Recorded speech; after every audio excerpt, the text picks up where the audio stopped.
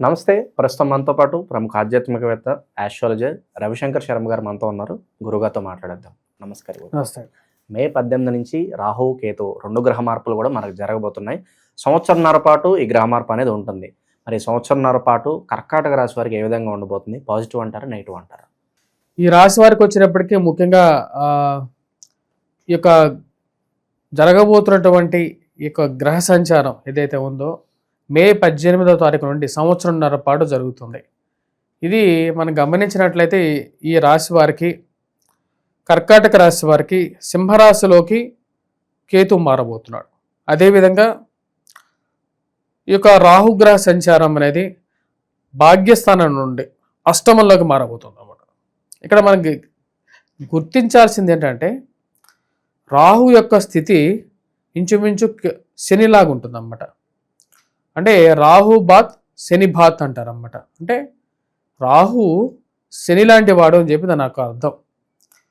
అంటే రాహు యొక్క స్థితి శని స్థితిలోకి వస్తున్నది.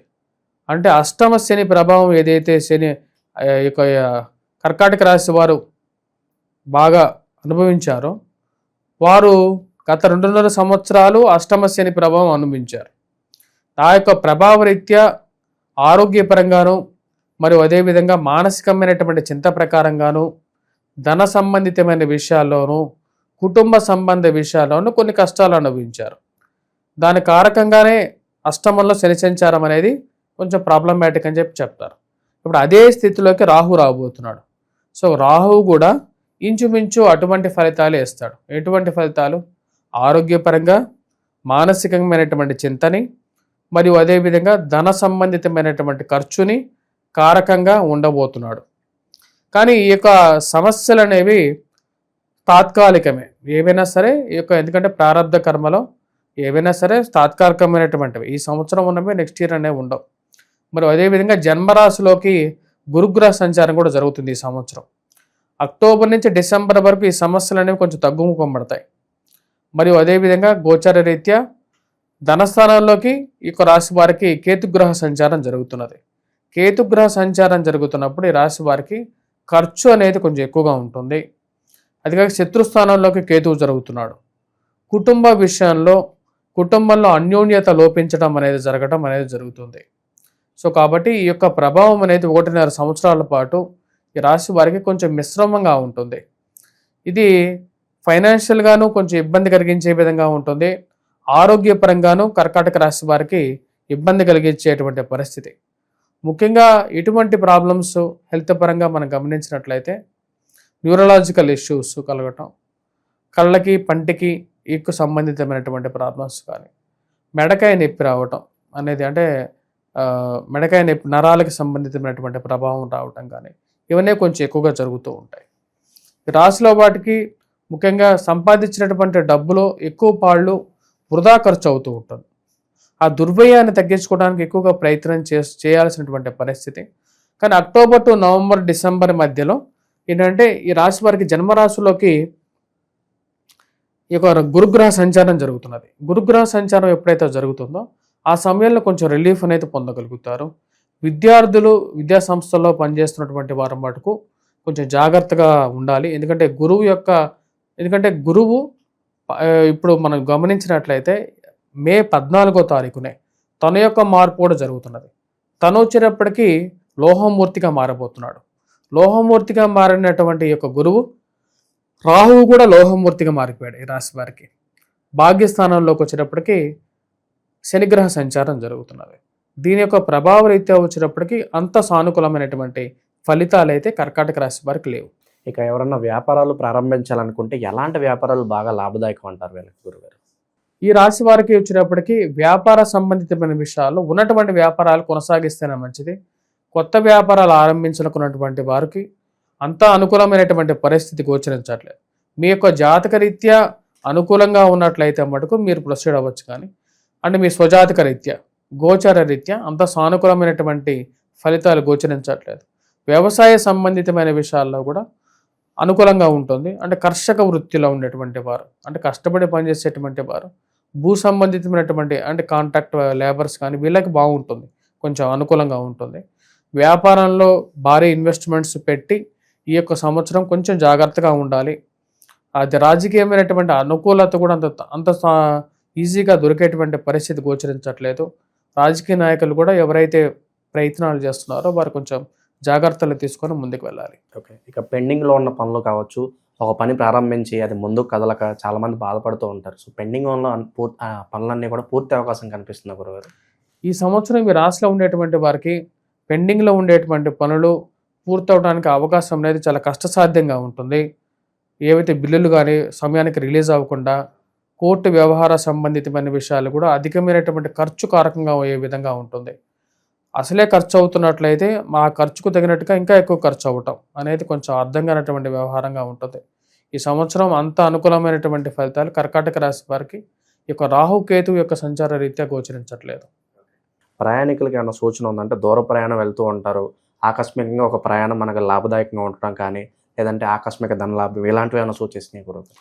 ఈ రాశిలో ఉండేటువంటి వారు ఈ యొక్క సంవత్సరంలో దూర ప్రాంత ప్రయాణం చేసేటప్పుడు ఆరోగ్యపరంగా జాగ్రత్తలు అనేది అవసరం.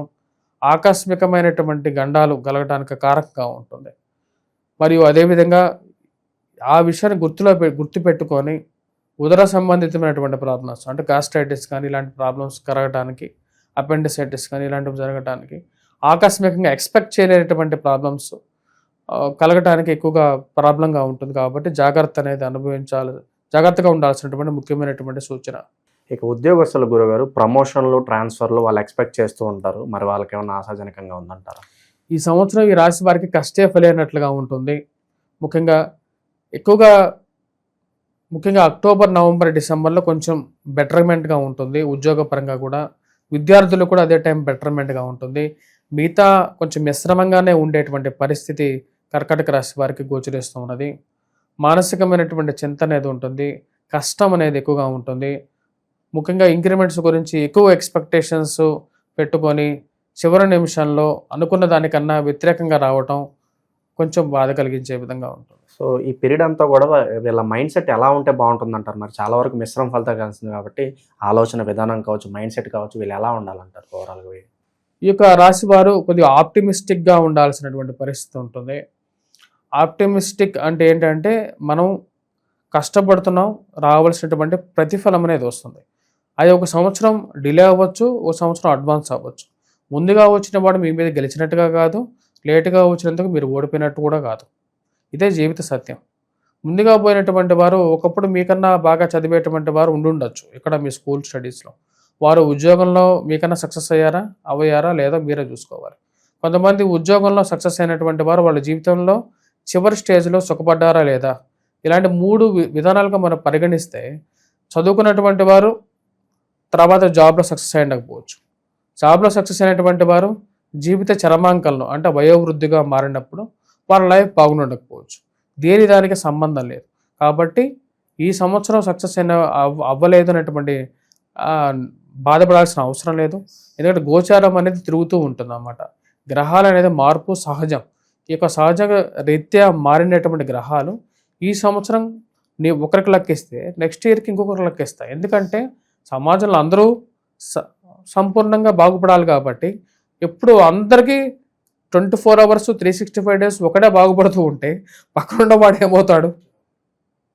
నువ్వు ఒక్కడమే కోటేశ్వరుడై నువ్వు ఒక్కడమే 1000 కోట్లు సంపాదించేసేసి పక్కనున్న వాడిని ఎదవం చేయాలన్నా అది ఇట్ ఈస్ ఇంపాసిబుల్ కదా. నువ్వు ఆలోచన చేయటమే తప్పు. అసలు అది నేను అనుకోకూడదు, ఎవరు అనుకోరు. అందుకనే భగవంతుడి సృష్టి అది. ఒకరోజు నీకు మంచిగా ఉంటుంది, ఒకరోజు నీ పక్కన ఉన్న వాడికి మంచిగా ఉంటుంది. ఎవరు మంచుకున్నా సరే దాన్ని ఓర్వలేని తనం అనేది పక్కన పెట్టాలి. ఫస్ట్ థింగ్, పక్కన వాడు బాగుపడితే నువ్వు కష్టపడతా ఉన్నావు అని చెప్పి దాని అర్థం కాదు. వాడు బాగుపడితే ఏదో ఒక రోజు నువ్వు ఆప్టిమిస్టిక్ లైఫ్లో ఉన్నప్పుడు వాడు 2 రొట్టెలు తెచ్చుకుంటే ఒక రొట్టె నీకు ఇస్తాడు.